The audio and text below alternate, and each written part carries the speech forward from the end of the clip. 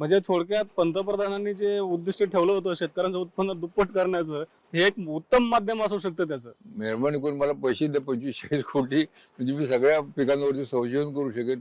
कारण प्रत्येक संशोधनाला जसे मी इकडे 20 कोटी घातले, तसे प्रत्येक पिकाला आता समजा विदर्भात जायचं आहे, तर खर्च आहे हो.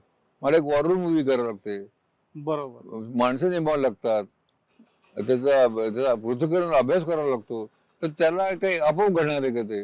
म्हणजे याच्या आतापर्यंत जो काही प्रोजेक्ट उभा राहिला हो. आपल्या ऊसाच्या यायचा, त्याच्यामध्ये सरकारने काही मदत केली नाही का? नाही अजून काय. त्यांची इच्छा आहे.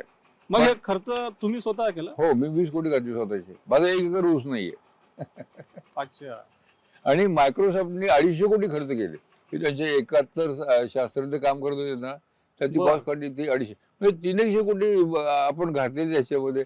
बिल गेट फाउंडेशन एकराला लाखो पैसे घेतो. आम्हाला त्यांनी फुकट दिलाय तो. हो. मग हे सगळं प्लस माझा वेळ, माझे पैसे ही गोष्ट वेगळीच. तर हे एवढं तुमच्या दाराची गंगा आणल्यानंतर तुम्ही म्हणलं की नाही माझ्या बादली माझ्या घरामध्ये आणून टाका, हे बरोबर नाही.